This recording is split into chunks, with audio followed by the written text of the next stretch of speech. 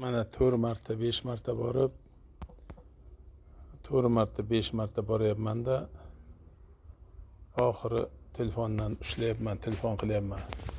Bu telefonni gapini qo'yib beraman sizga. Telefonda nima deyapti u? Вообще inson soniga qo'shmaydi. Mo'tabar prezidentni ham tilga olib qo'yadi. Ustidan kulgan. Bu hayotmi bu? Nima qilish kerak? Nima qilishimiz kerak? Biz bitta oddiy mahalla raisini ham tuflisini kiydirib qo'yamizmi? Yaqinda men noto'g'ri nimalarga kirdim. Noto'g'ri kanallarga kirdim. Meni ichki ishlar, milliy xavfsizlik suhbat o'tkazdi. Shunday aqlli balalar suhbat o'tkazdi. Qani o'shanday o'g'lim bo'lsa. Tepaga mana Xudo turibdi, Xudoga qasam. Shunday havas qiladigan aqlli balalar men bilan suhbat o'tkazdi. Men bitta narsani sezdim. Mana shu yaqinda milliy xavfsizlik vaziri o'zgardi. Haqiqiy prezidentimizga ming rahmat. Zo'r insonni qo'ygan ekanlar. Juda zo'r insonni qo'ygan ekanlar.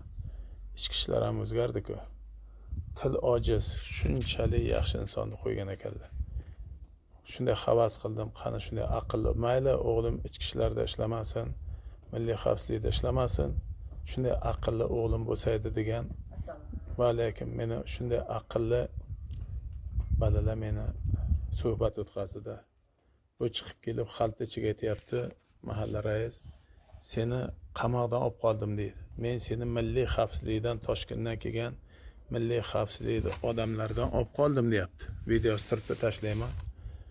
Men agar ayb qilgan bo'lsam, men milliy xavfsizlik meni tergov qilgan bo'lsa, tergov emas, suhbat o'tkazdi. Tergov demayman men, tergovga ko'p berganman. Meni mahalla rais olib qolan edimi? Aytinglar, meni mahalla rais aybim bo'lsa, milliy xavfsizlikdan olib qolaydimi? Mana endi bu gapini eshiting, telefonda gapini eshitinglar.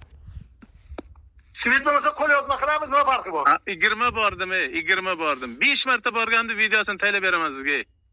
Ha, boraverasizlar. Sizga ana uyquda nima deydi? Alo.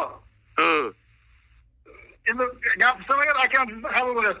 Kalla bo'lganda rais bo'laydingiz mahallaga. Endi meni bojam ana qabulxona boshlig'i emas-da, bojam u. Prezident bo'lsa uni nima qilasiz? Men sizga aytdim, men o'zimga ketyapman dedi. Aka, prezidentga til tegizdirmang. Prezidentimiz sizni ishonib qo'ygan, xalq qo'ygan prezident. Mana shu gapingizni Shavkat Miromonovich eshitadi, qo'yib beraman javob. Shu gapingizni imonni qo'yib beraman. Ha?